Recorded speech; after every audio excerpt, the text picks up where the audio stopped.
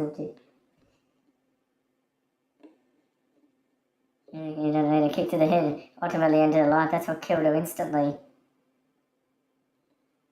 2021, Chelsea drove Matthew to Cuyahoga Valley National Park in Valley View, Ohio. They parked near the Terra Vista Natural Study Area, a secluded section of the park that includes wooded terrain and a cemetery. They hiked past the cemetery, crossed ravines, and moved off established trails into a remote area with little public visibility. Chelsea had brought a loaded firearm with her. Once they were deep in the woods, she fired a single shot that ended Matthew's life. The manner of the shooting was later described as execution style. Witnesses in the park that morning reported hearing a gunshot within a narrow time window. Other hikers encountered a woman matching Chelsea's description alone on the trail shortly afterward, noting that she appeared emotionally detached and was dressed in all black rather than typical hiking clothing. Chelsea left the park and began driving west, later traveling to Michigan, where she obtained a tattoo depicting a noose before returning to Virginia. On March 9, 2021, hikers discovered Matthew's remains near the Terra Vista Cemetery. He was identified through an ID card found on him. An autopsy confirmed the cause of death as homicide due to a single gunshot wound to the back of the head. A plastic water bottle found near the body later yielded DNA from both Matthew and Chelsea. The investigation relied on extensive forensic and digital evidence, GPS data, phone records, social media activity, E-ZPass toll records, surveillance footage, ballistics testing, and DNA analysis all linked Chelsea to the killing. A search of her Virginia home uncovered 3 9mm pistols, one of which was matched to the bullet recovered from Matthew's skull. Investigators also found a deleted note on her phone that appeared to be a fabricated farewell note written in Matthew's name around the time his body was discovered. Chelsea was eventually arrested and charged in federal court because the killing occurred on national park land.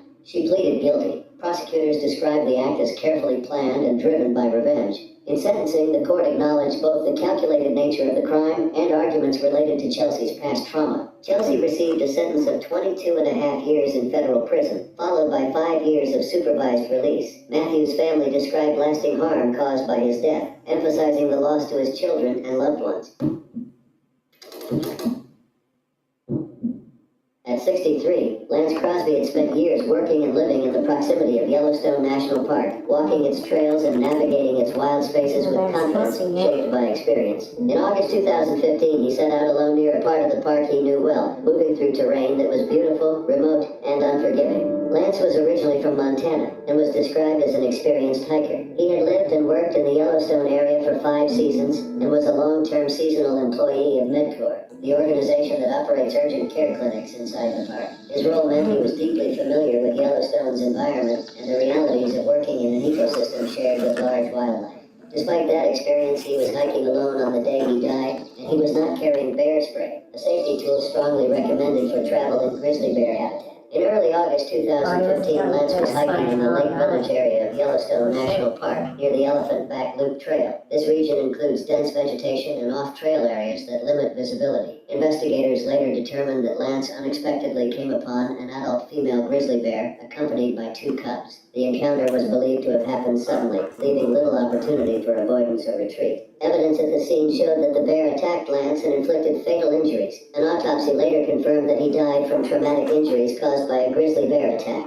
The condition of the scene suggested the encounter did not end immediately. A significant portion of Lance's body had been consumed, and the remains were covered with dirt and pine needles, indicating the bear may have intended to return. Wildlife experts noted that this behavior is inconsistent with a brief defensive encounter by a female bear protecting her cubs. Lance was reported missing when he failed to report for work. Park rangers later found his body on August 7th in a popular off-trail area less than a mile from the Elephant Back Loop Trail, an area he was known to frequent. Shortly after the discovery, park staff set traps in the area. An adult female grizzly bear was captured within 24 hours of the site where Lance's body was found, along with her 2 cubs. DNA testing later confirmed that hair collected near the body belonged to the captured bear, and puncture wounds on Lance's body were consistent with the bite size of that female. Investigators also confirmed that the cubs were present during the attack. Based on the totality of evidence, Yellowstone officials concluded that the captured bear was responsible for the fatal attack. A key factor in their decision-making was the consumption and caching of Lance's body, which indicated predatory behavior rather than a purely defensive response. To protect public safety and prevent bears from associating humans with food, the National Park Service made the decision to euthanize the bear. Officials stated that such decisions are not taken lightly and are guided by established bear management policies and long-term population considerations. The 2 female cubs, deemed too young to survive in the wild without their mother, were transferred to the Toledo Zoo. Trail closures around the Elephant Back Loop Trail and nearby areas were put in place following the attack and later lifted once the situation was secured. Lance's death stands as one of the most disturbing fatalities to occur in a U.S. national park, underscoring the very real dangers present in grizzly territory and reinforcing long-standing safety guidance, including traveling in groups,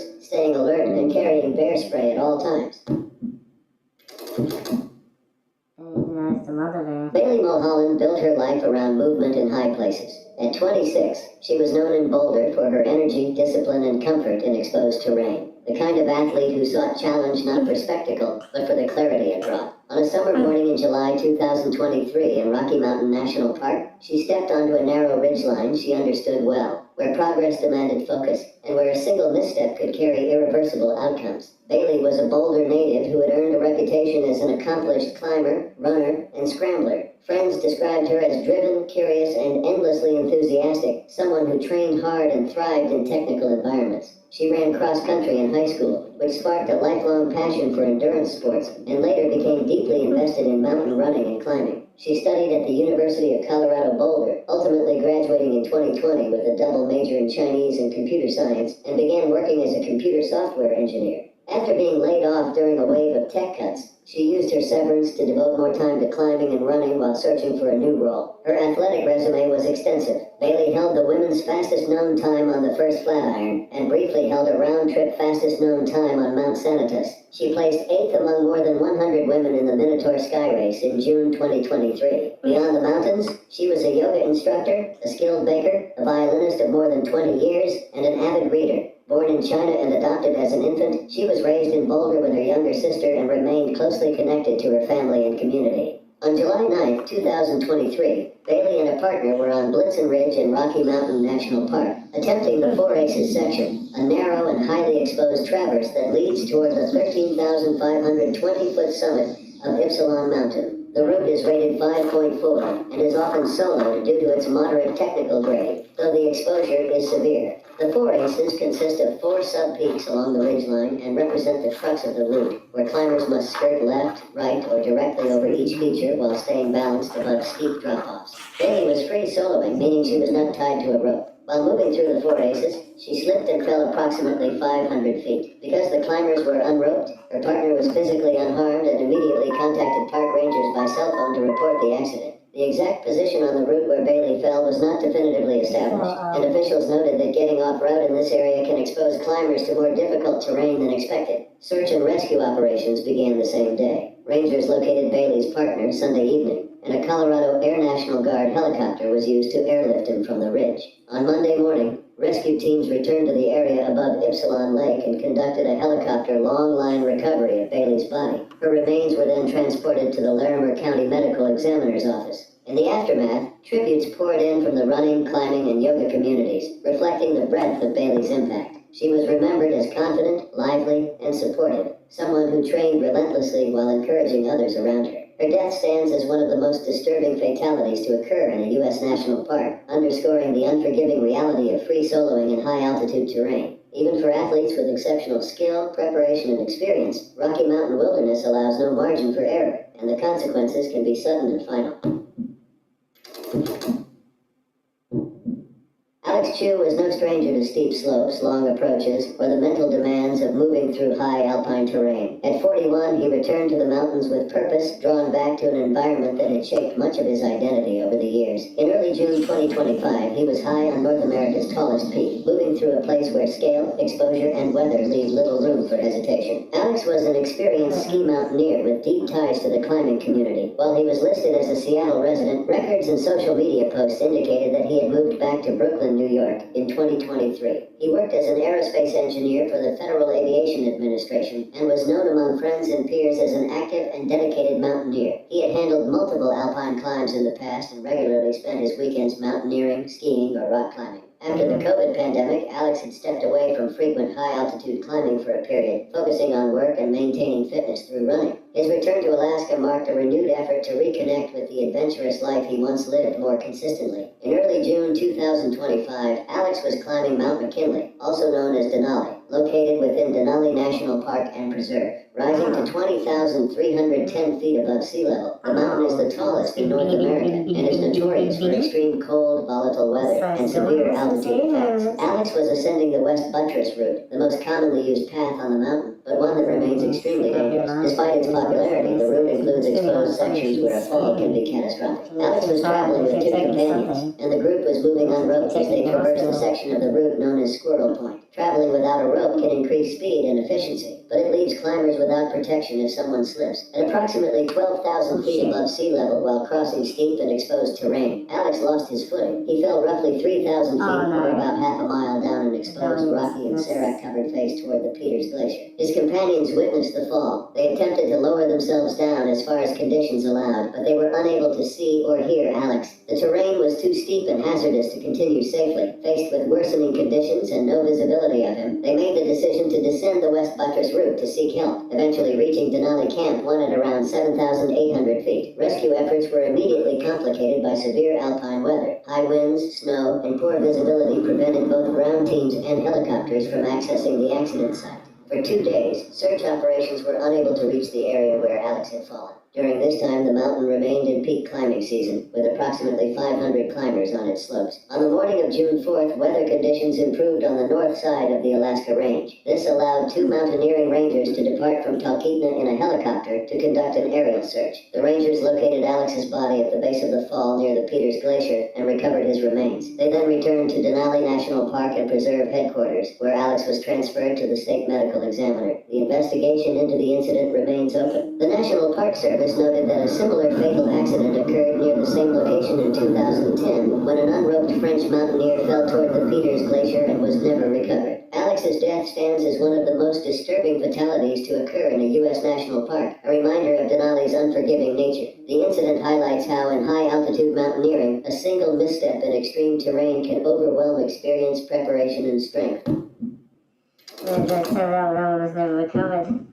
It was the fall of 1928, and newly married Glenn and Bessie Hyde were determined to leave their mark on one of the most dangerous waterways in North America. The couple entered the Grand Canyon on the Colorado River, traveling through a vast, isolated landscape where help was distant and mistakes were unforgiving. Their journey drew attention even before it ended because of how boldly they chose to face the canyon. Glenn Rollin Hyde was born on December 9, 1898, and had years of boating experience before the trip. He learned river travel in Canada and later ran the Salmon and Snake Rivers in Idaho, gaining familiarity with long, remote expeditions. Bessie Hyde, born December 29, 1905, was artistic and ambitious, with interests in theater and writing. She studied art in San Francisco and had written an unpublished book of poetry titled Wandering Leaves. The two met in 1927 on a passenger ship traveling to Los Angeles and married on April 12, 1928 in Twin Falls, Idaho. The Hydes planned their honeymoon as a historic river run. At the time, fewer than 50 people had successfully navigated the full length of the Grand Canyon by boat, all of them men. Glenn wanted to set a speed record, and Bessie hoped to become the first documented woman to complete the journey. Glenn built a 20-foot wooden sweep scow for the trip, a sturdy but hard-to-control design with no modern safety features. Notably, the couple carried no life jackets. They launched from Green River, Utah in late October 1928 and made steady progress through Labyrinth, Stillwater, and Cataract canyons. According to Bessie's journal, they remained ahead of schedule and in good spirits. In mid-November, they stopped at Bright Angel Creek and hiked out of the canyon to resupply, where they met photographers Emery and Ellsworth Kolb at the South Rim. The Kolbs photographed the couple before they returned to the river. Shortly after, a man named Adolf Sutro reportedly traveled with them for a short distance and disembarked at Hermit Creek. He was likely the last person to see Glenn and Bessie alive. The Hydes were last known to be traveling in late November 1928, heading into the lower Grand Canyon. This section of the river, near River Mile 232, contains powerful rock-filled rapids with unpredictable currents. Historian Otis R. Marston later concluded that the most likely scenario was a sudden sudden accident in these rapids. Submerged granite rocks in this area are known for damaging and capsizing boats. The scow likely struck one of these rocks, throwing both Glenn and Bessie into the river. At that time of year, the Colorado River was freezing cold. Cold shock, exhaustion, and the force of the current would have made survival extremely unlikely. Bessie had limited swimming ability, and without life jackets, both would have been quickly overwhelmed. The river could have carried their bodies downstream and trapped them beneath rocks or debris, explaining why no remains were ever recovered. When the couple failed to arrive in Needles, California by early December, Glenn's father, Rollin Hyde, initiated an extensive search. River parties, Native American trackers, and even military aircraft were deployed. On December 19, 1928, pilots spotted the Hyde scow snagged mid-river near mile 237. When searchers reached it days later, they found the boat intact. Food, clothing, books, a gun, Bessie's journal, and a camera were all still neatly in place. Nothing suggested the couple had left the scow intentionally. Despite further searches, no trace of Glenn or Bessie was ever found. Over the decades, rumors and false confessions emerged, but none were supported by evidence. Most historians agree that the Hydes drowned in a sudden violent accident. Their disappearance remains a haunting reminder of the Grand Canyon's beauty, danger, and enduring capacity to silence even the most determined travelers.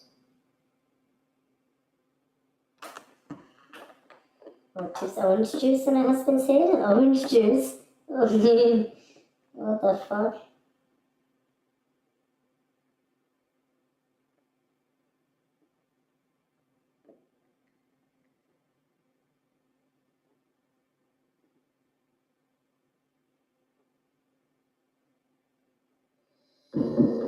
Even the brightest stars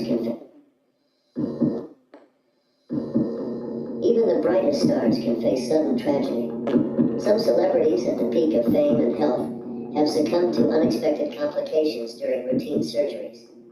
Their deaths are still shocking today, reminders that life is fragile and tragedy can strike anyone, even those who see larger life under the spotlight. What's a helicopter in the husband's ass? Coffees. Known for his warmth, physical John Ritter, yeah. and the ease He with died which from a he aortic dissection. Actor John Ritter seemed even in his mid-50s to have the vitality of someone far younger. He was someone who brought a lot of joy on screen, and nothing in his long, celebrated career hinted at the silent medical danger that he would have to face one day, setting the stage for a disturbing outcome during surgery. John Ritter was born John Southworth Ritter on September 17, 1948. At the Providence St. Joseph Medical Center in Burbank, California, the same hospital where he would take his final breath 54 years later. He grew up as the son of Tex Ritter, a well-known singing cowboy and film star, and actress Dorothy Faye. His early years were shaped by both the entertainment industry and a significant eye injury that left him with only peripheral vision in one eye. John attended Hollywood High School, becoming student body president, and later pursued psychology at the University of Southern California, before switching to theater arts. His passion for performance carried him into the USC School of Dramatic Arts and eventually onto stages in Europe before he graduated in 1970. By the late 1970s, John had become a household name through his role as Jack Tripper on Three's Company, earning an Emmy and Golden Globe in 1984. His career continued steadily, with appearances in over 100 films and television series, roles on Broadway, and beloved performances in projects such as It, Sling Blade, Problem Child, and Bad Santa. He also voiced Clifford in Clifford the Big Red Dog and played Paul Hennessy on 8 Simple Rules, further solidifying his status as one of the most enduring comedic figures of his generation. On September 11, 2003, John was rehearsing for 8 Simple Rules on the Walt Disney Studios lot when the first signs of catastrophe appeared. He suddenly became ill, sweating heavily, and experiencing severe chest pain, vomiting, and nausea. These symptoms closely resembled a heart attack, prompting those around him to rush him across the street to Providence St. Joseph Medical Center at around 6 p.m. Emergency room physicians also interpreted his symptoms as a myocardial infarction and immediately began standard treatment for that condition. Yet John was not suffering a heart attack. He was experiencing an undiagnosed aortic dissection, a tear in the wall of the aorta that demands immediate and highly specific intervention. The misdiagnosis proved disastrous. The medications used for suspected heart attacks, including anticoagulants, can worsen internal bleeding during an aortic dissection. As John's condition deteriorated, doctors eventually recognized the true cause of his collapse and moved him into emergency surgery. Surgeons attempted to repair the torn vessel and manage extensive internal bleeding, but by that point, the damage was irreversible. His cardiovascular system had already sustained catastrophic injury. Despite their efforts, he was pronounced dead at 10:48 p.m., only hours after first falling ill and just 6 days shy of his 55th birthday. The aftermath was marked by grief, legal battles, and a renewed focus on the dangers of aortic disease. A private funeral was held on September 15, 2003, with John later interred at Forest Lawn Memorial Park in Hollywood Hills. His widow, Amy Yasmin, filed multiple lawsuits against the hospital and several physicians involved in his care. Some cases were settled, including a $9.4 million settlement with the hospital, but a major wrongful death lawsuit against Dr. Joseph Lee and radiologist Dr. Matthew Lavish ended with a jury finding no negligence. Amy maintained that John could have survived had the aortic dissection been recognized earlier. The impact of John's death prompted widespread sorrow among colleagues and fans, and led to long-term efforts to raise awareness of thoracic aortic disease. Amy founded the John Ritter Foundation and helped establish the Ritter Rules, which outlined the urgent symptoms, risk factors, and diagnostic steps necessary to identify an aortic dissection quickly. His death became a catalyst for education, advocacy, and research aimed at preventing similar tragedies. Though his life ended abruptly, John's legacy as an actor, father, and beloved figure in American entertainment continues to endure. His death remains one of the most disturbing and widely discussed celebrity losses to occur during emergency surgery, a reminder of how swiftly and silently aortic disease can claim a life.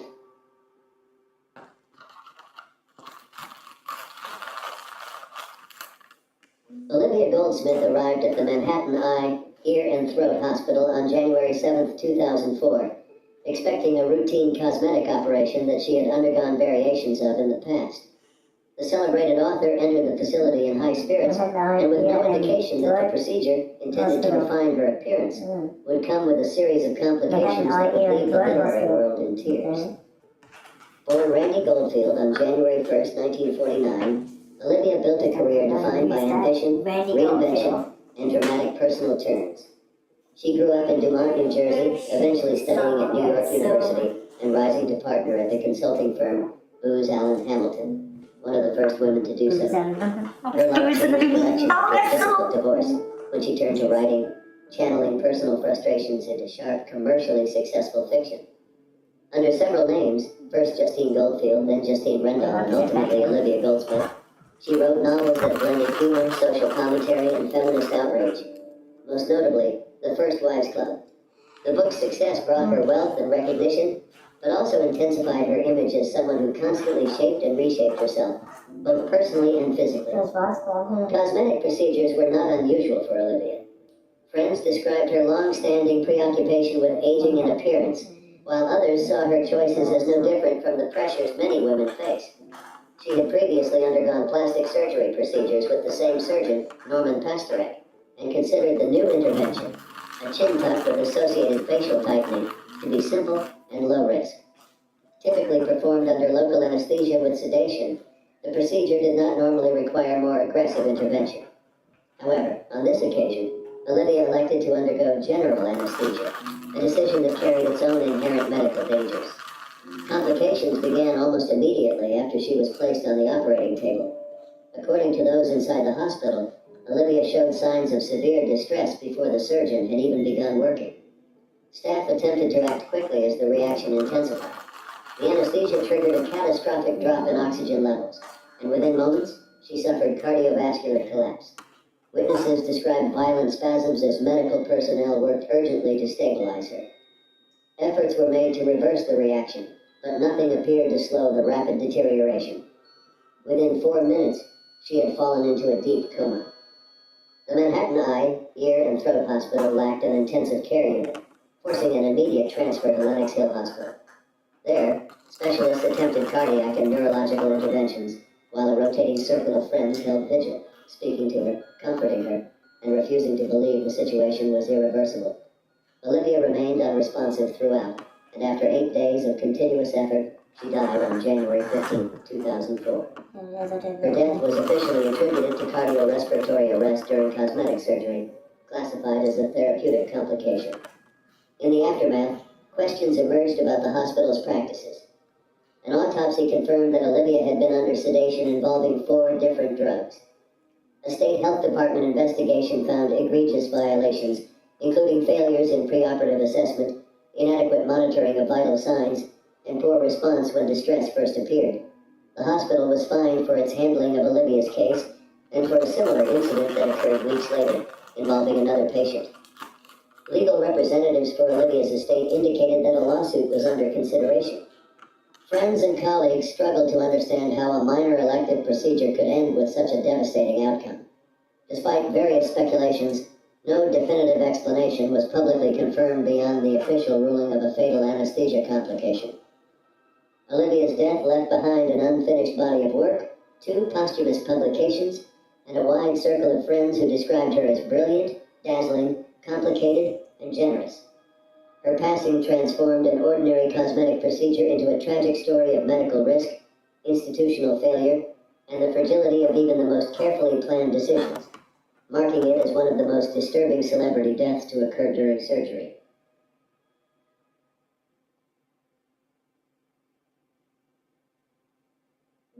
In February 2017, Bill Paxton had to face one of the biggest challenges of his life, a major heart procedure that would change everything for the actor.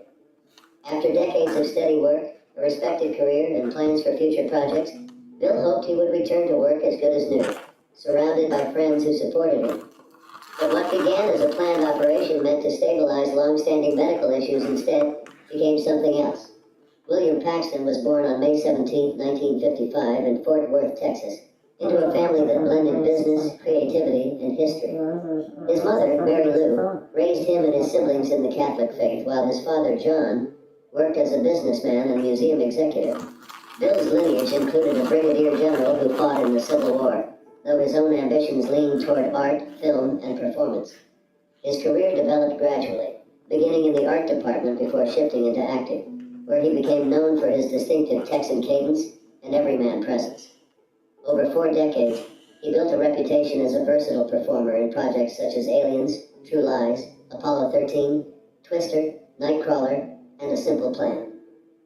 On television, he earned multiple Golden Globe nominations for Big Love and an Emmy nomination for Hatfields and McCoys. He also directed, most notably with the film Frailty, which received critical acclaim. After a brief early marriage, the actor met Louise Newberry on a London bus, later marrying her in 1987. They built a life in California and raised 2 children, James and Lydia. Despite his achievements and busy schedule, Bill carried a childhood medical legacy with him. Rheumatic fever had damaged his aortic valve, leaving him with a condition known as bicuspid aortic valve, a congenital defect that increases the risk of aneurysm, stroke, and heart failure. By 2017, ongoing concerns led to the decision to undergo surgery. On February 14, 2017, Bill entered Cedars-Sinai Medical Center in Los Angeles for open-heart surgery, intended to repair a damaged aortic valve and correct an aortic aneurysm. The operation was significant but planned, and although Bill privately expressed anxiety, he remained optimistic about returning to work.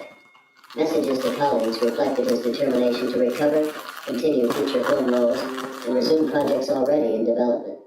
The procedure performed was a Bentall operation, a complex surgical method involving replacement of the aortic valve, aortic root, and ascending aorta. Although it is sometimes used to treat aneurysms and valve defects, it carries serious risks. The initial surgery was completed, but Bill soon developed complications. In the days following the operation, his condition deteriorated as he experienced excessive bleeding, cardiac shock, and damage to a coronary artery. On February 25th, 11 days after the procedure, he suffered a fatal stroke, a known risk when blood flow or clotting becomes unstable after major cardiovascular surgery. Despite interventions, the complications proved irreversible, and he died at age 61. His remains were later buried at Forest Lawn Memorial Park in Hollywood Hills. The aftermath brought both grief and scrutiny. Bill's death certificate officially recorded a stroke resulting from complications of heart surgery. His family later filed a wrongful death lawsuit, alleging that the Bentall procedure had been an unnecessarily risky and unconventional choice, and that crucial information about its dangers had not been fully communicated. The surgeon and hospital denied wrongdoing, stating that Bill and his family had been informed of the risks. After years of legal proceedings, the case was settled to the mutual satisfaction of both parties, with terms undisclosed. Bill's death shocked colleagues and admirers across the film industry. Tributes poured in from actors, directors, and friends who described his warmth, generosity, and enduring optimism. Memorial dedications appeared in films, television episodes, and award ceremonies, honoring a career that left an unmistakable mark on audiences. His loss remains a deeply unsettling reminder of the risks inherent in complex surgical procedures. 100%. By December 1973, Bobby Darin had lived his life knowing better than most of us that time has its unforgiving limits. Famous for his astonishing versatility and relentless drive, he continued working and performing even as his body weakened. But despite his immense talent and drive, not even Bobby Darin could stop fate. Born Walden Robert Casado in New York in 1936, Bobby had been marked by illness almost from infancy. Recurrent bouts of rheumatic fever throughout childhood left him with a severely weakened heart, and by the age of 8 he already knew his life could be shorter than most. He carried that knowledge into adulthood, shaping a career defined by extraordinary output across pop, swing, folk, rock and roll, and country music. He achieved early success as a songwriter, followed by million-selling singles including Splish Splash, Dream Lover, Mac the Knife, and Beyond the Sea. Bobby's rapid ascent brought him Grammy Awards, film roles, and a Golden Globe. But personal revelations and tragedies, including learning the truth about his parentage and witnessing the assassination of Robert F. Kennedy, sent him into periods of seclusion and reinvention. Despite these upheavals, he returned to performing with a renewed seriousness. His heart trouble, however, remained constant. In 1971, he underwent 5 hours of open-heart surgery to receive 2 artificial valves, a reminder of the medical fragility he had lived with since childhood. He continued performing afterward, often requiring oxygen during and after shows. By 1973, his health had begun to deteriorate again.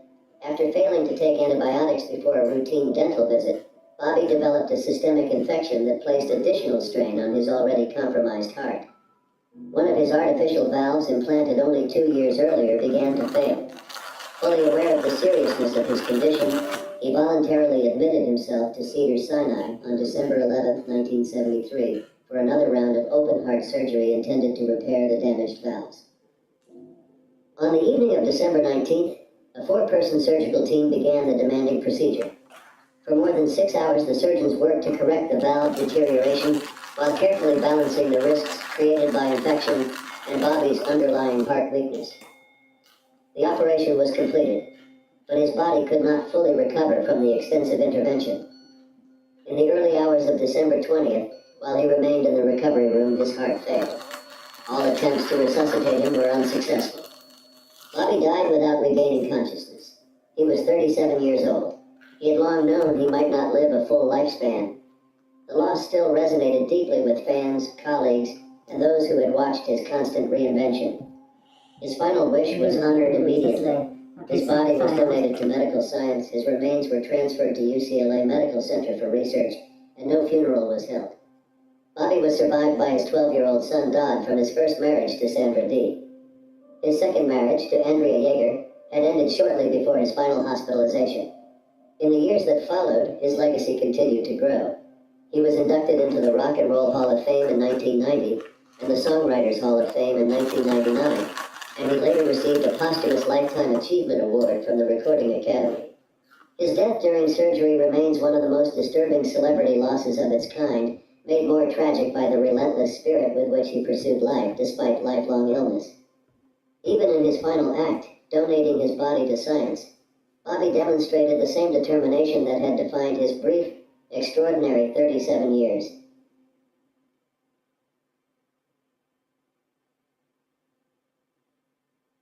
Dan Blocker, towering at 6'4" and known for his role as Hoss Cartwright on Bonanza, was a familiar figure in Hollywood by 1972.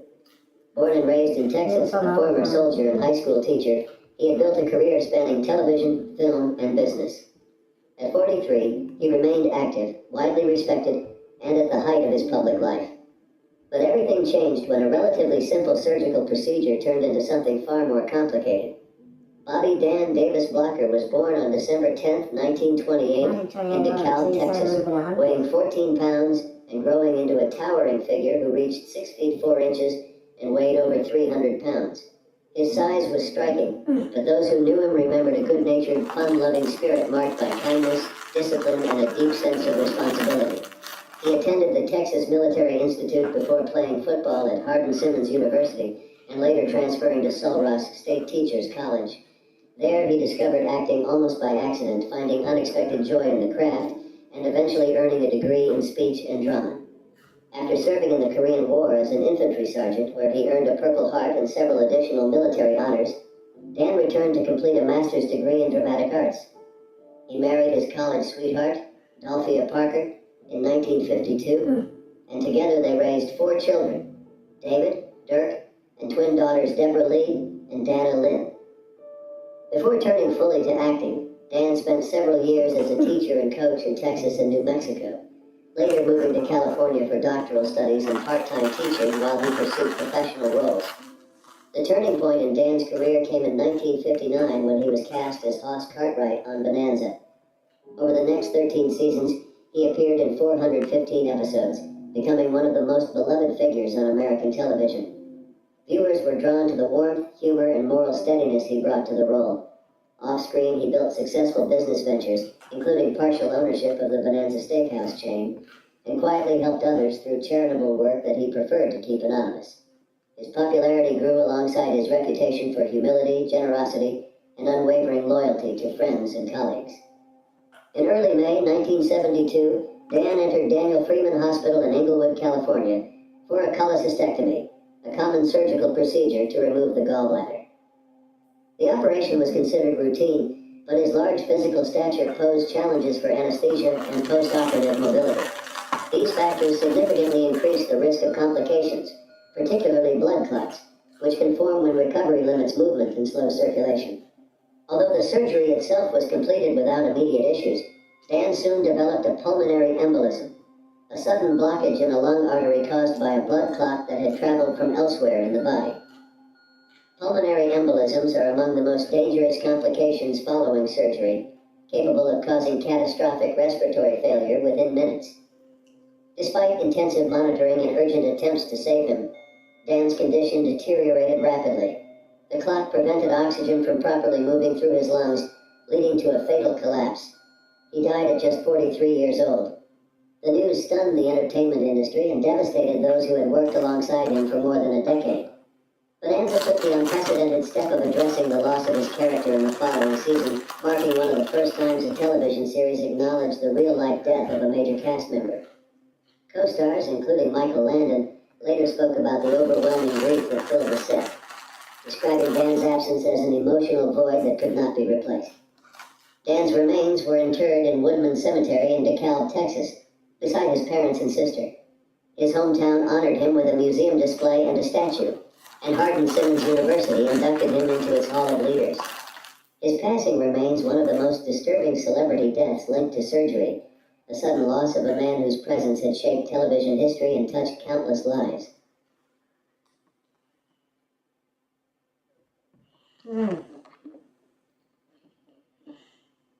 Yeah, he died from a pulmonary embolism, which is a blood clot to the lung. It's a blood clot in the lung. That's what a pulmonary embolism is. That's a blood clot in the lung.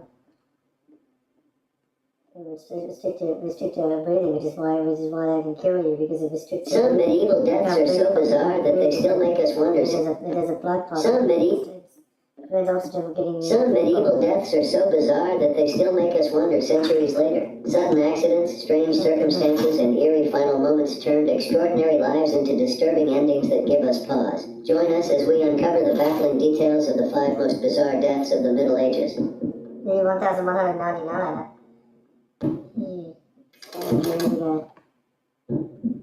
He was a man who had risen from modest beginnings in London to become one of the most powerful figures in the English Church. But on December 29, 1170, Thomas Becket's long conflict with royal authority reached its violent end inside Canterbury Cathedral, shocking an entire continent and helping create the intriguing image of a martyr. Thomas had been born around 1119 or 1120 in London, the son of Gilbert and Matilda Becket, both of Norman descent. His father, once a merchant, later became a property owner and even served as sheriff of the city. Thomas received an education, spent time in Paris, and worked as a clerk after his family faced financial difficulties. His life changed when he entered the household of Archbishop Theobald of Bec, who trusted him with important missions to Rome and later recommended him to King Henry II. When the king took a liking to him, Thomas became Lord Chancellor in 1155, managing royal revenues and serving closely alongside Henry, forming a friendship so strong that people said the two men shared one heart and one mind. But his appointment as Archbishop of Canterbury in 1162 transformed Thomas Becket. After his ordination and consecration, Thomas became devoted to defending the rights and independence of the church, which brought him into direct conflict with Henry and the royals. Their relationship collapsed as Thomas insisted that churchmen could only be judged by ecclesiastical courts, while Henry demanded that clergy be subject to royal justice like other freemen. Tensions escalated through the constitutions of Clarendon in 1164, Thomas's exile, and his threats of excommunication. Although he eventually returned to Canterbury in 1170 after a compromise, his severe temperament remained unchanged. On Christmas Day that year, he excommunicated several bishops, provoking Henry's anger and leading the king to utter the words that would seal Thomas's fate. "Will no one rid me of this turbulent priest?" Although the words were not accompanied by any direct order to harm the archbishop, they were interpreted by some as a desire to see Thomas removed. 4 knights, Reginald Fitzurse, Hugh de Morville, William de Tracy, and Richard le Breton, took these words as an instruction to act. They traveled to Canterbury on December 29, 1170, intending to force the archbishop to submit to the king's authority. They first confronted Thomas in his residence, demanding that he withdraw his actions, but he refused. As evening vespers began, Thomas walked toward the cathedral, ignoring attempts by others to secure the doors. The knights entered with hidden armor and retrieved their weapons after he refused to accompany them to Winchester. Inside the cathedral, where monks were preparing for the service, Thomas took his position near the entrance to the cloister and made no attempt to flee. The knights advanced with their weapons ready. Fitzurse delivered the first strike, grazing Thomas's tonsured head. A cleric named Grimm tried to shield him, but was injured in the attempt. More blows came as Thomas held onto a pillar, and one final devastating strike ended the struggle. One of the attackers ensured there was no doubt about the outcome before stepping back. The assault was swift and decisive, and Thomas fell where he stood. The aftermath was swift and far-reaching. Monks prepared his body for burial and found that he had worn a hair shirt beneath his robes, meaning he was indeed a God-fearing man who took drastic measures to repent. Reports of miracles at his tomb spread quickly, and within little more than 2 years, Pope Alexander III declared him a saint. His shrine in Canterbury became one of Europe's most significant pilgrimage sites, and Londoners considered him one of the city's patron saints. Although his shrine was destroyed during the Reformation in 1540, the place of his death remains marked today. Thomas Becket's killing endures as a defining moment of medieval history, remembered for its brutality, its political consequences, and its extraordinary impact on faith across Europe.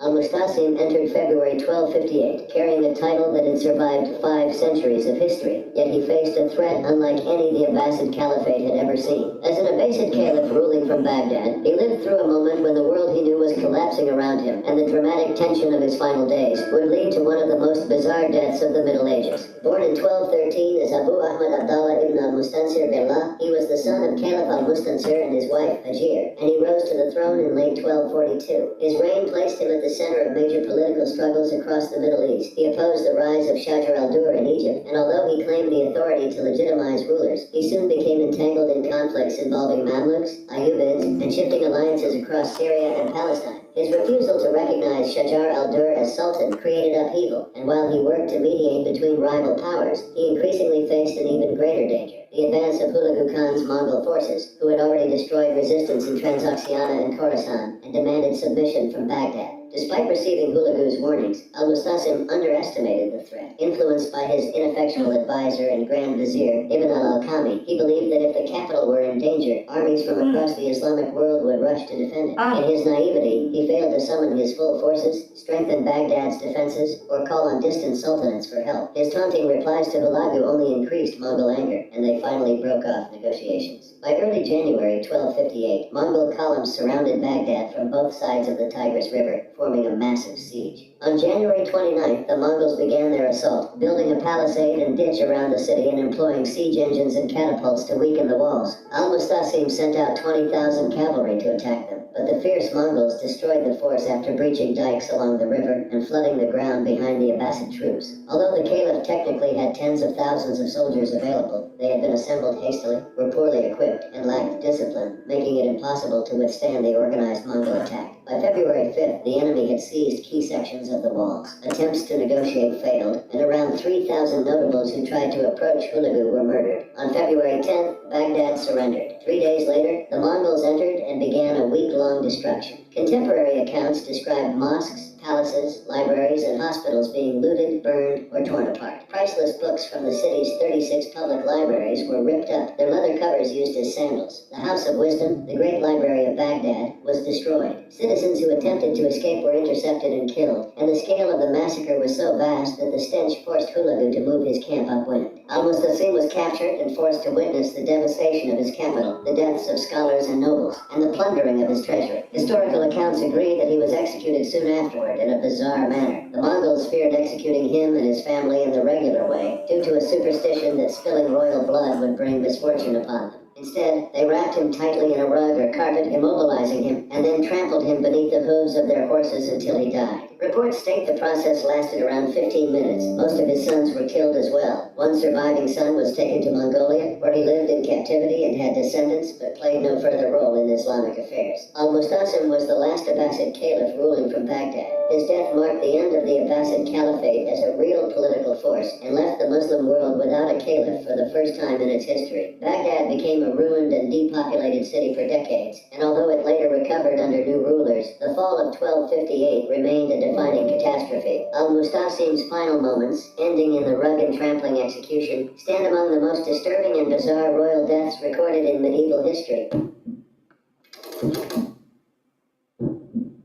Born into a world where succession was uncertain and the stakes were immense, Arthur I, Duke of Brittany, lived a short life shaped by power, ambition, and dangerous political alliances. His young age and the mystery surrounding the tragic fate that befell him made Arthur a figure whose disappearance would stain a king's legacy and leave centuries of unanswered questions. Born in 1187, Arthur came into the world without a father to protect him and his titles. His father, Geoffrey II, Duke of Brittany, died before Arthur was born. His mother was Duchess Constance. As the only legitimate grandson of Henry II in the male line after Geoffrey's death, the infant immediately became central to the unresolved tensions surrounding succession. His early childhood unfolded in an unstable political landscape shaped by rivalries among Henry II's surviving sons, Richard, who became king after their father, and John, who remained a source of suspicion, mistrust, and conflict. Arthur's name carried enormous symbolic weight in Brittany, and Constance emphasized his Breton identity, even sending him to be raised in the French royal household under King Philip II, who recognized the political advantage of supporting a young claimant. During Richard's reign, Arthur was once named heir presumptive, but as Richard lay dying in 1199, he designated John as his successor, believing Arthur too young to secure the throne. Yet the matter was far from settled. Many nobles in Anjou and Maine supported Arthur instead, and Philip II also backed his claim. Although temporary agreements and shifting alliances shaped the following years,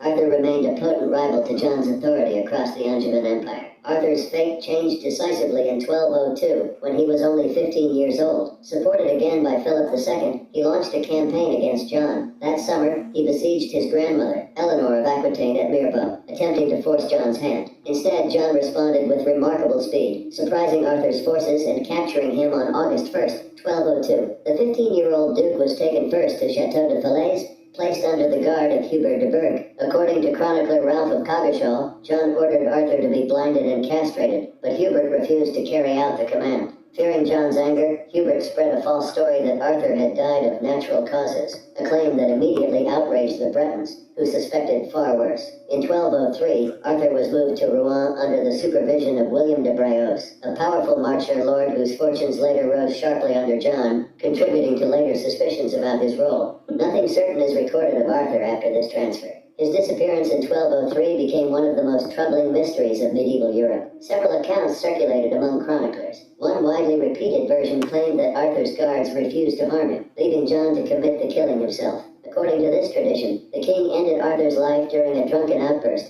and disposed of the body in the Seine. The most vivid description appears in the Margam Annals. This narrative states that on the Thursday before Easter, after dinner, John, described as drunk and possessed by the devil, killed Arthur with his own hands, tied a heavy stone to the body, and cast it into the river. The fisherman was said to have later discovered the corpse and arranged a secret burial at a priory, fearing retribution if the truth became known. Other stories implicated William de Breos himself. His wife later openly accused John of being responsible for the death, doing so just before their own conflict with the king, which added further layers of suspicion. The aftermath of Arthur's disappearance reshaped political dynamics across England and France. No one, neither Philip II nor the Bretons, received official confirmation of Arthur's fate. In Brittany, his vanishing created a complex succession crisis, eventually resolved by naming his half-sister Alex as Duchess. Meanwhile, Eleanor, Arthur's sister, remained imprisoned for life, ensuring she could never claim power. King John's reputation never recovered from the widespread belief that he had ordered or personally committed the killing. The uncertainty surrounding Arthur's final hours and the shocking nature of the allegations made this case one of the most bizarre and unsettling deaths of the Middle Ages,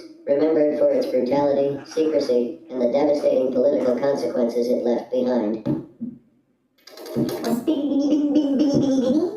Edward II's life moved through years of privilege, conflict, favoritism, and political upheaval, and the final stage of his story remains one of the most debated mysteries of the Middle Ages. His fall unfolded slowly, shaped by personal attachments, repeated conflicts with powerful nobles, and a deep political fracture that left England divided and increasingly unstable. Born on April 25, 1284, as the fourth son of Edward I and Eleanor of Castile, Edward became heir after his elder brother's death and succeeded his father in 1307. He soon abandoned his father's military campaigns and transferred authority to his favorite, Piers Gaveston, who received lands, titles, and unrestricted influence. This relationship, whose exact nature is still unknown, caused immediate resentment among major nobles. Gaveston was repeatedly exiled and eventually captured and executed by a group of earls in 1312. Edward's anger over Gaveston's death marked a turning point in his reign, intensifying his hostility toward certain magnates and further weakening the fragile balance between king and nobility. The king later elevated the Despencer family, granting them significant lands and authority. Their rapid rise created widespread hostility and helped spark the Despencer War, a conflict that deepened the political fracture across the realm. Queen Isabella, Edward's wife, became increasingly alienated by the dominance of the Despensers. Sent to France in 1325 to negotiate peace, she remained abroad, gathering support from exiles and forming a powerful alliance with Roger Mortimer. Their eventual invasion forced Edward to flee, and his last loyal supporters collapsed in the face of superior opposition. Captured and forced to abdicate in favor of his son Edward III, the former king was placed under the guard of men who had every political incentive to prevent his return. He was moved from place to avoid rescue attempts and held under increasingly tight control. Edward's death in 1327 remains shrouded in uncertainty. Contemporary chronicles offered differing accounts, but the version that dominated popular belief described a method intended to leave no external marks. According to this account, the king was strapped to a table with heavy chains. Multiple weights were placed across his torso, crushing him downward. A large horn was then inserted into his body, creating a passage that ensured no flames or instruments burned visible flesh. A red-hot iron was pushed through the horn and forced into his body. This method was believed to cause catastrophic internal injury without producing outward signs, allowing officials to claim that Edward had died of natural causes. Whether this description reflects the exact circumstances or emerged from heightened rumor, it remains one of the most shocking alleged forms of execution associated with a medieval monarch. The political consequences of Edward's death were immediate. Isabella and Mortimer continued to rule in the name of the young Edward III, but their legitimacy was weakened by widespread belief that the former king had been killed. Many nobles viewed the manner of his alleged death as proof of their tyranny, and the rumor damaged their support among both the aristocracy and the wider population. When Edward III eventually seized power, he had Mortimer executed and placed his mother under house arrest, distancing himself from the events surrounding his father's final days. Although historians continue to debate the exact details of Edward II's death, the combination of political rivalry, imprisonment, and extraordinary rumor secured his place among the most disturbing deaths of the Middle Ages. Richard I, known across Europe as Richard the Lionheart, lived a life defined by war, political struggle, and extraordinary personal reputation. Yet his final days unfolded not on a distant battlefield, but at a small and seemingly insignificant castle in France. It was one of the most bizarre events of the Middle Ages, a sudden collapse of a warrior king who had survived crusades, rebellions, captivity, and years of conflict, only to end in a baffling manner. Richard was born on September 8, 1157, the third of 5 sons of Henry II of England and Eleanor of Aquitaine. Although not expected to inherit the throne, the early deaths of his older brothers placed him next in line. From a young age, Richard showed military talent and force of will. By 16, he commanded his own army in Poitou, putting down rebellions against his father. Over time, he became known as a formidable commander, praised for his courage and feared for his harsh tactics. He spoke French and Occitan, likely understood Middle English, and spent most of his adult life in Aquitaine or on campaign, rather than in England. His reign as king, beginning in 1189, was marked by long absences as he joined the Third Crusade, raised enormous taxes to support his armies, and later defended his lands in Normandy against King Philip II of France. Richard's life remained centered around warfare even after his return from captivity under the Holy Roman Emperor, and by 1199, he was once again fighting in France. In March of that year, he moved into Limousin to suppress a revolt by Viscount Aymar V of Limoges, devastating the land, despite the fact that it was Lent. During this campaign, he besieged the small and lightly defended castle of Chalus-Chabrol. On March 26, 1199, while Richard was on a leisurely walk inspecting the castle's defenses at close range alongside his mercenary captain Mercadier, a crossbow bolt struck him in the shoulder. At first, the injury appeared manageable. The siege continued, and the king even received some treatment. But the wound began to change rapidly. Infection set in, turning the damaged area black, a clear sign of gangrene. Without modern medicine, and with no possibility of amputation, Richard understood that death was approaching. As his condition worsened, he called for his mother, Eleanor of Aquitaine, who was then 75. She traveled from the nearby Fontevraud Abbey to be at his side. The wound continued to deteriorate over the following days. Chroniclers described Richard as feverish, weakened, and in significant pain. He died on April 6, 1199, at the age of 41, held by Eleanor as his final hours passed. His death shocked Europe. A king who had crossed continents, survived fierce battles, and endured imprisonment had been fatally wounded during a minor siege by what many later described as a lucky shot fired from the castle walls. After the castle fell, his men located the crossbowmen responsible. Sources offered conflicting accounts of the young man's name and age. Some chroniclers wrote that he claimed Richard had killed his father and brothers,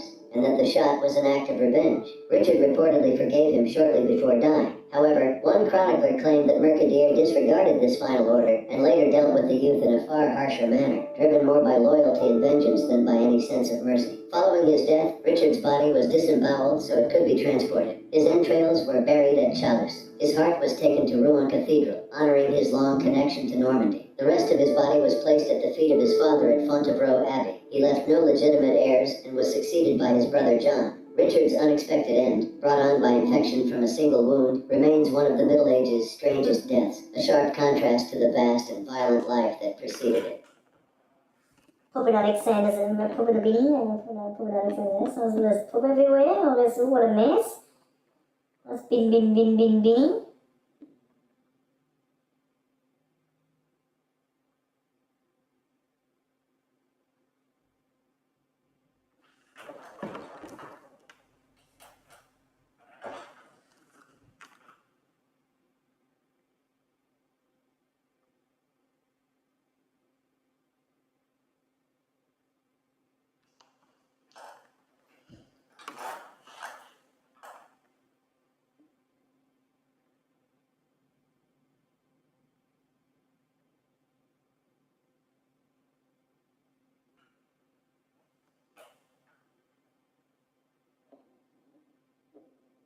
Time travel is something we usually see only in movies, but what if some people have actually experienced it? Across history there have been strange cases. People appearing in the wrong time, knowing things they shouldn't, or disappearing without reason.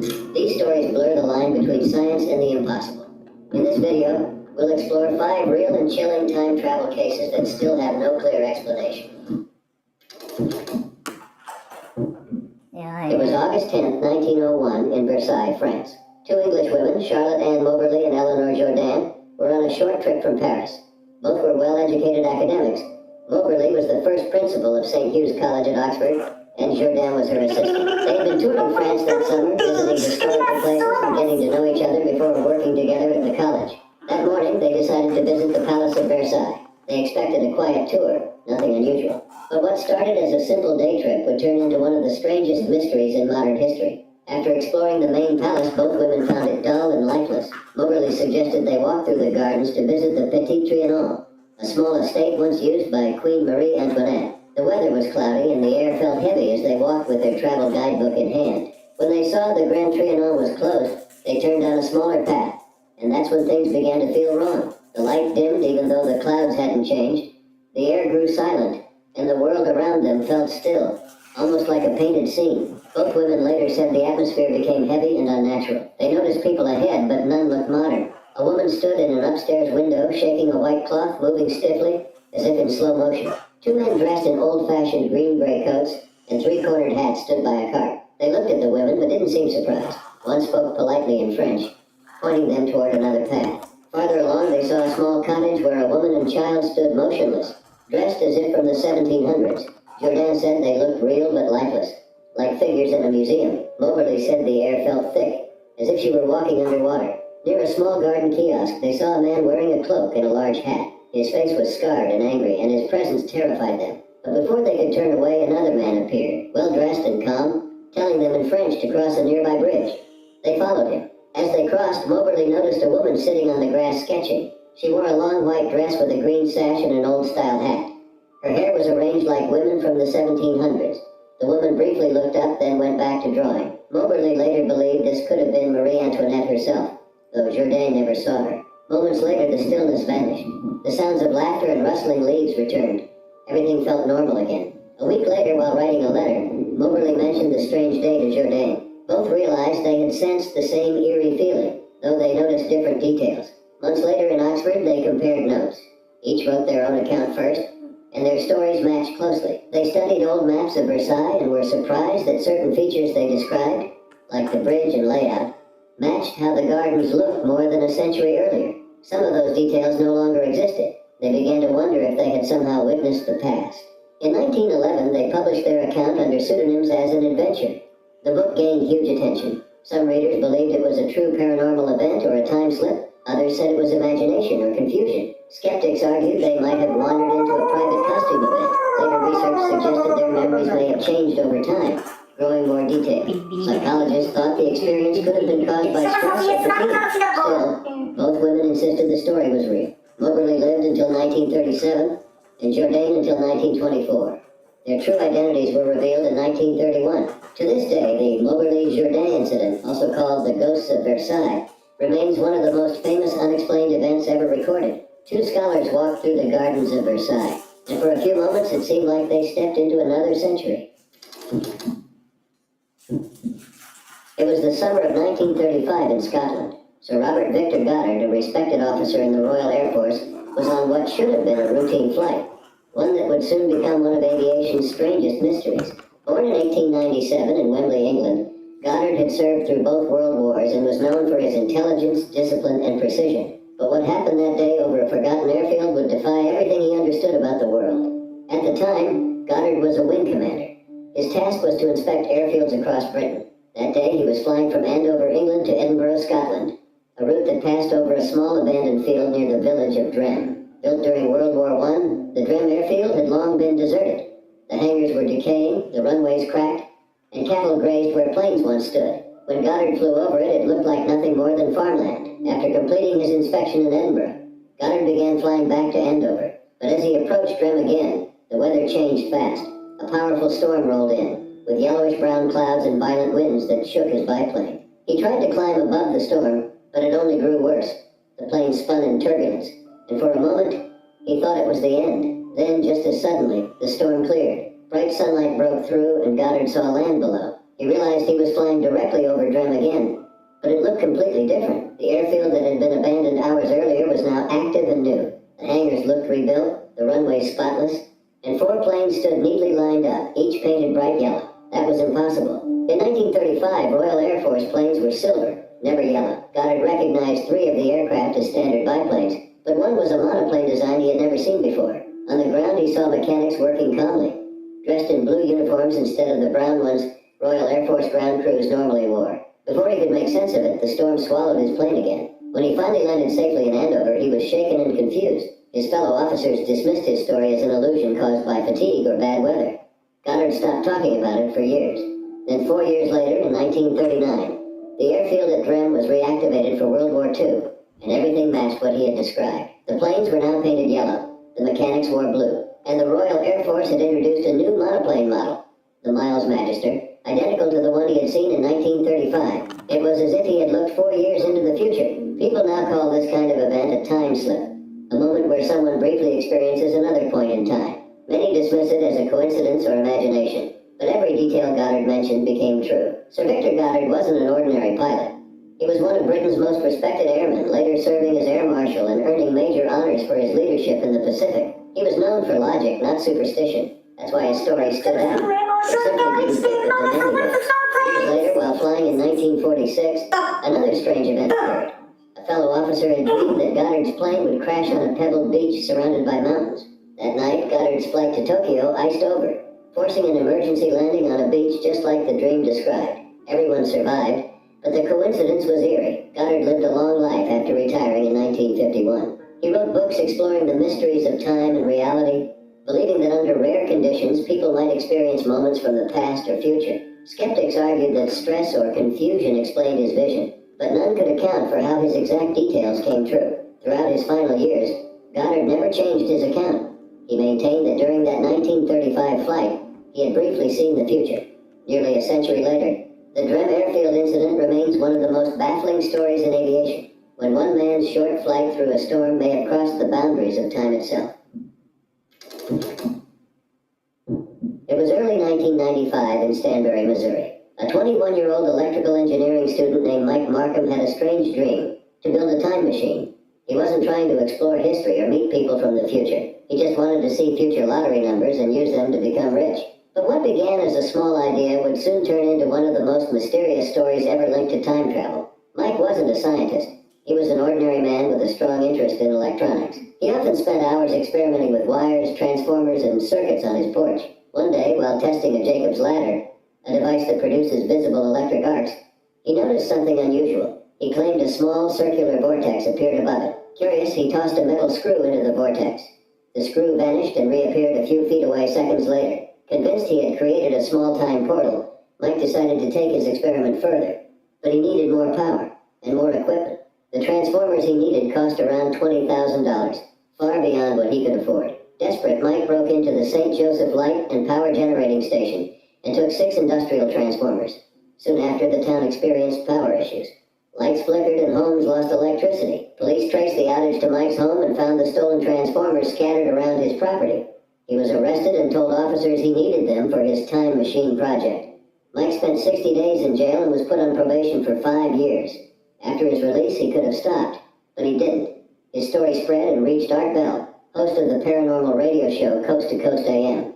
Mike was invited to talk about his project, and his calm explanations made him famous among paranormal enthusiasts.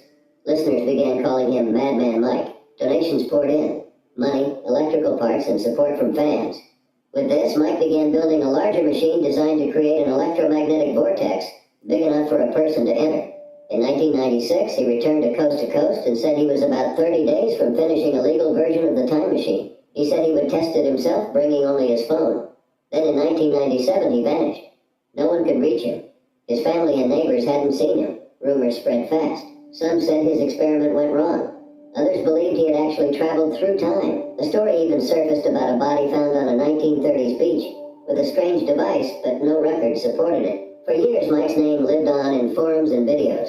Many assumed he was gone for good, until 2015. That year, 18 years after disappearing, Mike appeared again on Art Bell's new show, Midnight in the Desert. He said his house had burned down. He'd lost everything and spent time homeless before moving to Hawaii. Despite his struggles, he never gave up on time travel. Mike explained that he had tested his device with hundreds of small objects and animals, claiming they vanished and reappeared moments later. He even said he once stepped into the vortex himself and woke up 800 miles away 2 years later, with missing memories. No records confirmed this, but Mike's steady tone made people wonder if he was telling the truth. He disappeared again, but resurfaced in 2022 on Reddit, saying he was alive, living in Hawaii and later in Ohio, still working on his project. Police records confirmed the transformer theft and the power outage. His radio appearances prove he existed, but beyond that, nothing is certain. Scientists say his machine likely created strong electromagnetic effects, not time travel. Still, his story remains one of the strangest ever told. A tale of obsession, mystery, and the thin line between discovery and delusion. Today, Mike Markham, the man once called Madman Mike, still pursues the same dream he started nearly 30 years ago, chasing the possibility of time travel and leaving behind one of the most fascinating mysteries in modern history. It was November 2nd, 2000, when a user calling himself time_travel_0 appeared on an online forum called the Time Travel Institute. His message was simple but strange. He said he was a soldier from the year 2036, stationed in Tampa, Florida, who had traveled back in time to retrieve a 1975 IBM 5100 computer. According to him, the computer was needed in his world to repair broken systems after a global collapse. At first, users thought it was a joke, but as the months passed, this user, who later called himself John Teeter, shared pages of technical notes, predictions, and theories about time travel that sounded unusually detailed. By 2001, thousands of people were reading his posts. Some believed him, others thought it was an elaborate prank. Either way, he had started one of the strangest internet mysteries ever recorded. Teeter's story, however, didn't begin online.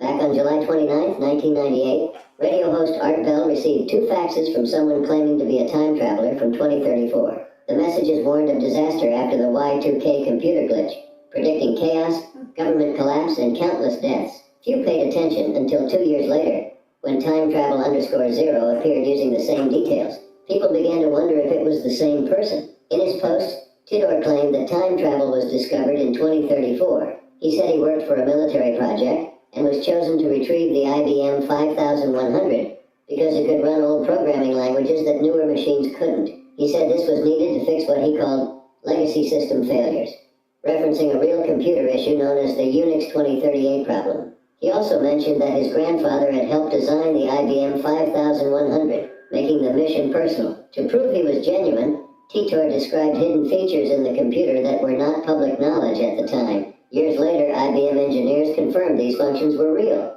giving his story unexpected credibility. Tidor described a future where the United States was torn apart by internal conflict starting around 2005. By 2008, he said it had become a full-scale war that split the country into 5 regions.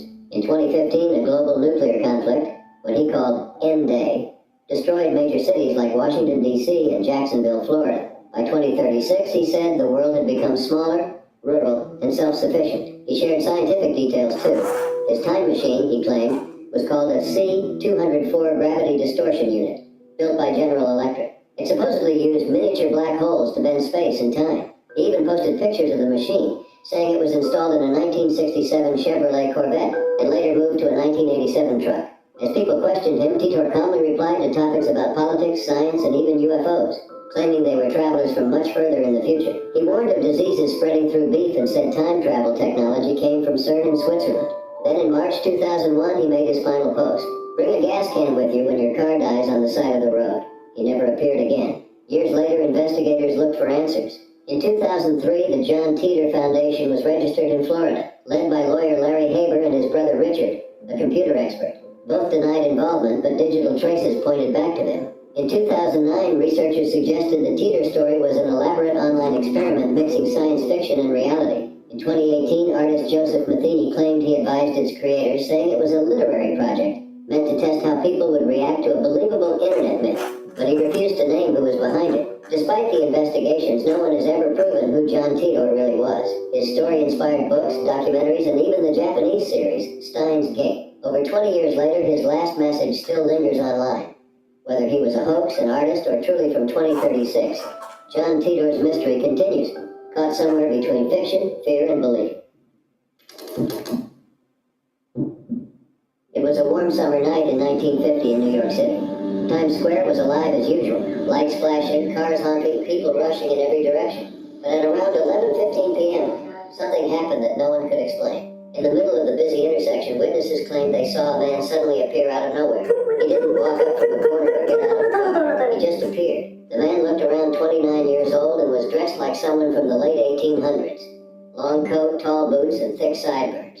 His clothes were clean and new, but completely out of style. People stared as he looked around in panic, covering his head as if the tall building scared him. Then, before anyone could react, he stepped into the street and was struck by a taxi. He passed away instantly. Police arrived quickly and his body was taken to the morgue. When officers searched his pockets, they found strange things. Inside his coat was a copper beer token worth 5 cents from a bar that no longer existed. There were about $70 in old-style bills, all in perfect condition, but not used for decades. They also found a bill for horse care from a stable that had been gone for years. Everything looked new, yet everything came from another century. There were business cards with the name Rudolph Fence, a Fifth Avenue address, and a letter addressed to him dated June 1876. Captain Hubert V. Ryan from the NYPD Missing Persons Department took the case. He was known for being careful and logical, but this case made no sense. When he went to the address on the card, he found a small business, not a home. The owner had never heard of anyone named Rudolph Fence. City records turned up nothing. No fingerprints, no missing reports, no relatives. It was as if the man had never existed. Still, Ream kept searching. In a 1939 phone book, he found a listing for a Rudolph Fence Jr. The man had lived nearby, but had moved away in 1940. After checking bank records, Ream discovered Fence Jr. had passed away a few years earlier, but his wife was still alive in Florida. When he spoke with her, she confirmed something unbelievable. Her husband's father had vanished in 1876, when he was 29 years old after going for an evening walk near Times Square. The description matched perfectly. It seemed impossible, but everything lined up. The clothes, the items, the age. It looked as if the same man had suddenly reappeared in 1950, unchanged. Ream couldn't explain it. Fearing no one would believe him, he closed the case as unresolved. The story might have stayed hidden forever, but in 1972, the Journal of Borderland Research published it as fact, claiming Fence had walked through a time portal from 1876 to 1950. The story spread worldwide, fueling belief in time travel. Then in 2000, researcher Chris Obeck traced the story's origin. He found no police files or morgue records. Instead, he discovered it came from a 1951 short story by science fiction writer Jack Finney called I'm Scared, published in Collier's magazine. Someone had copied Finney's story years later, removed the fiction label, and presented it as truth. Over time, it turned into a full-blown urban legend. By 2001, Obeck proved that everything, from the taxi incident to the letter, came from Finney's imagination. Finney, who also wrote The Body Snatchers, loved exploring time and reality. Even today, the story of Rudolph Fence still circulates online. But the truth is clear. Fence never existed, and no such police case was ever recorded. It all began as fiction, spread as fact, and became legend. Maybe that's why it still haunts people. Not because it proves time travel, but because it shows how easily stories can blur the line between what's real and what's not. And one of the poo. And one of they just disappeared. I mean, they called from 1876, and that photo top, that was from a bar that no longer didn't even exist anymore. There was from a bar that no longer existed. That's why there was the address, but there was a small business there, not farmland.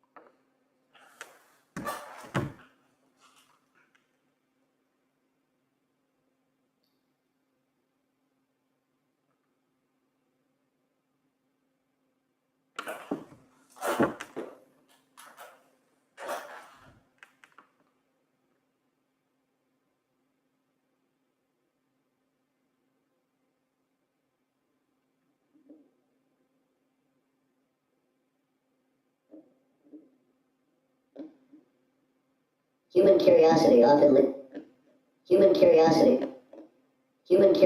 often leads to bold actions, but sometimes poor choices end in disaster.